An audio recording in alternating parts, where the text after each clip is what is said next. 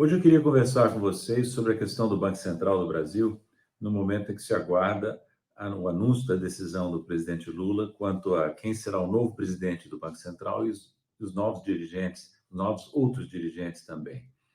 Isso significa que, a partir de janeiro, os indicados do presidente Lula terão folgada maioria no Comitê de Política Monetária, que é o Copom, que é responsável por fixar a taxa de juros com vistas a alcançar a meta de inflação fixada pelo Conselho Monetário Nacional.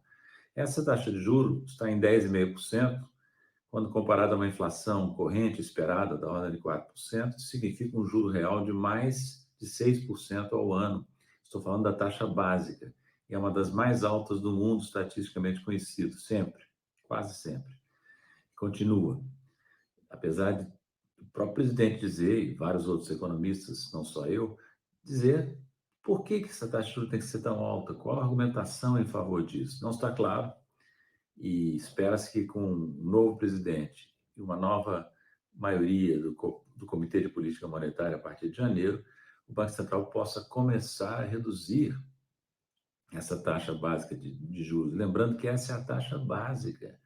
As taxas praticadas pelos bancos, quando emprestam a empresas, a indivíduos, são muito mais altas ainda, porque há um spread bancário no Brasil, uma margem bancária, que é das mais altas do mundo também, se não é a mais alta. Então, o custo do crédito na faixa livre no Brasil é insuportavelmente alto.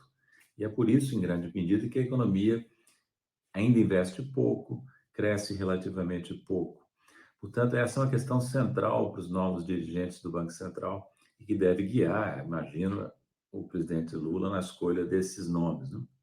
Agora, normalmente se fala apenas desta função do Banco Central, é de fixar a taxa de juro básica e controlar a inflação.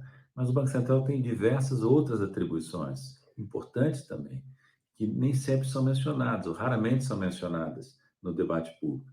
Ele é responsável, por exemplo, por supervisionar e regulamentar o sistema financeiro brasileiro. Se ele cai nas mãos do sistema financeiro, como caiu no Brasil já há muito tempo, se o sistema financeiro tem uma influência determinante sobre a orientação do Banco Central, na política monetária, na política de supervisão financeira, isso cria um conflito de interesse. Por isso que é tão importante garantir a independência, a autonomia do Banco Central em relação ao sistema financeiro, que se apropriou do Banco Central nas décadas recentes, e isso não mudou. Além disso, o Banco Central, é importante lembrar, é uma das principais fontes de informação econômica no país. Dados econômicos e financeiros, em grande medida, saem do Banco Central. Então, é fundamental que o Banco Central tenha, por exemplo, transparência na divulgação das informações. E, contrariamente ao que se poderia esperar, essa transparência, em alguns aspectos, diminuiu. Por exemplo, a ata do Copom, que é publicada depois de cada reunião do comitê, essa ata antigamente, há não muito tempo atrás, era muito mais rica em informações do que é hoje. Hoje ela praticamente não dá nenhum número, fala apenas qualitativamente e não fornece para a análise das pessoas que leem a ata os dados concretos que serviram de base à atuação do Banco Central. Outra questão, o Banco Central é responsável pela gestão das reservas internacionais que são do país. Ele é apenas depositário dessas reservas.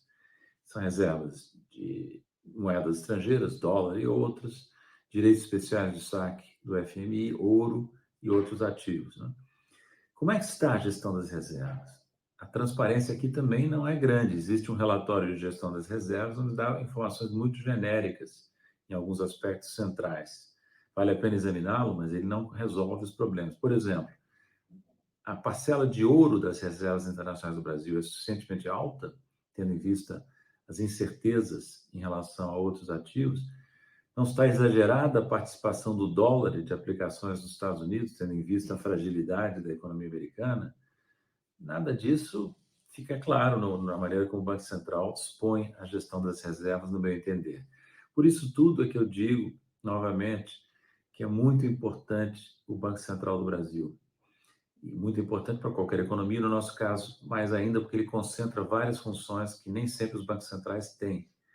Então, veja, daí que é um absurdo a proposta de emenda constitucional 65, que dá autonomia ainda maior ao Banco Central, praticamente desligando o banco da esfera pública. É a PEC 65. Essa PEC 65, ela transforma um órgão que exerce tarefas eminentemente públicas numa entidade de direito privado, pública de direito privado, com autonomia ainda mais ampla em relação ao governo eleito.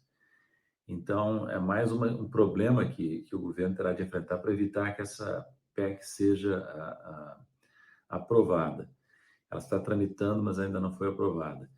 E realça, mais uma vez, todo esse conjunto de atribuições que o Banco Central tem, que eu procurei resumir aqui, realça, mais uma vez, a importância da escolha dos dirigentes do Banco Central, presidente e outros diretores, que o presidente Lula irá anunciar em breve.